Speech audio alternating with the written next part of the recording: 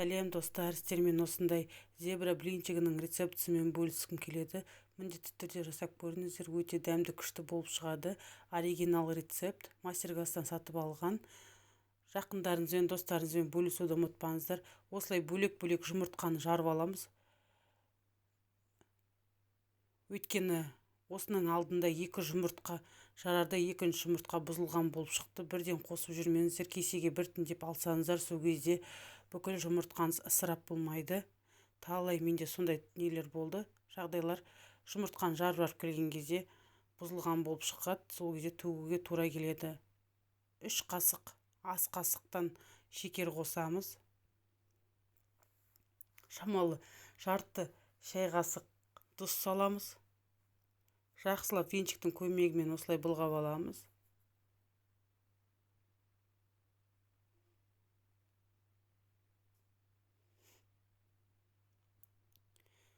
Жақсылап былғап болған соң үстіне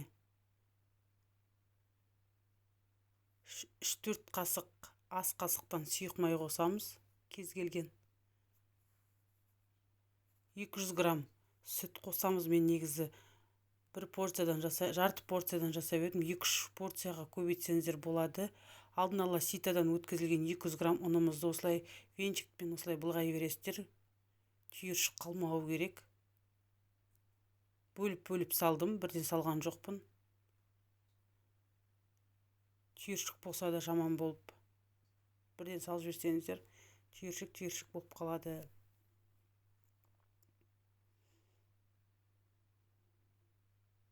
Осылай қамырымыз біркелкі масса болу керек.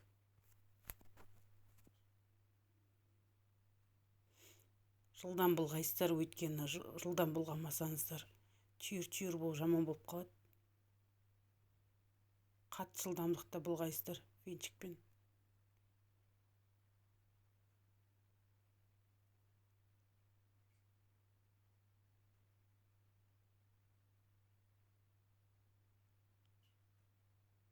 Бар ұнымызды салып жібердік. Осылай былғап аласыздар.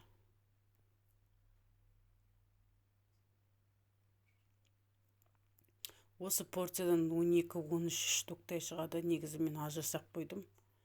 2-3 есеге көбейтсеңіздер болады. 600 граммнан бір шама блинчик шығады. Тойымды әрі. Үстіне қайнап тұрған 200 грамм суымызды құямыз.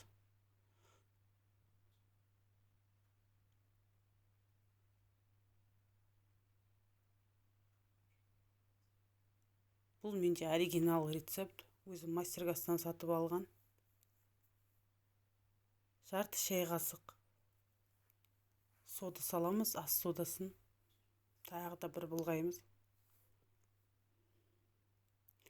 Кез келген начинка салмасына сала берсеңіздер болады. Творогпен, етпен, неше түрлі қылып жасай берсеңіздер болады. Вареньемен. Бір кесеге 1 шай қасық какао саламыз да үстіне 4-5 қасықтай негізі блинчиктің дайын несін аламыз. Сұйық массасын осылай құямыз да.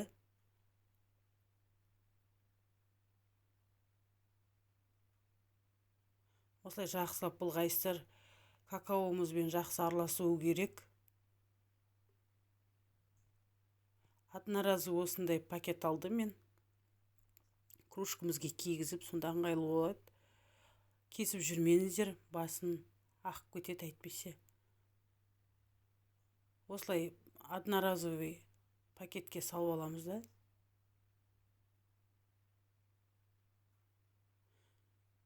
Құйып шығамыз. Молдау қылып алғандарыңыз жақсы, шамалы тағы да 5-7 қасықтай алғандарыңыз жақсы, негізі бірден 7 қасықтай. Осылай дайындап алдым, аузын жауып, байлап, басшысын кесіп береміз де, блинчигімізді жасай береміз. Қызып тұрған пешімізге блиницамызды қойып аламыз. Бірінші шамалы сұйық май құйсаңыздар болады, жабыспау үшін. Осылай жасап шығамыз. Сізге 2-3 рет көрсетем. Негізі енді блинчик жасап жүрген адамдар болса негізі еш қиыны жоқ. Осылай құйып шығамыз. Жаңағы какаомызды сұйық массаға қосқан. Айналдырып шығасыздар.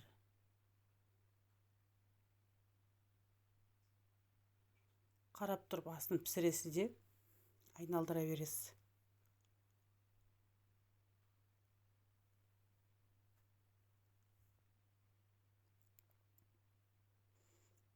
Екінші жағын көп қызартудың қажеті жоқ, күйіп кетеді. Осылай үшбұрыштадым да ала бердім.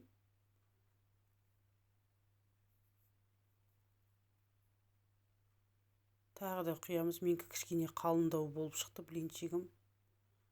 Менде 10 штуктай шықты, 11 штуктай шықты. Негізі жұқалап кішіректеу қылып жасайтын болсаңыздар 12-13 штуктай шығады. Менікі қалыңдау болып кетті.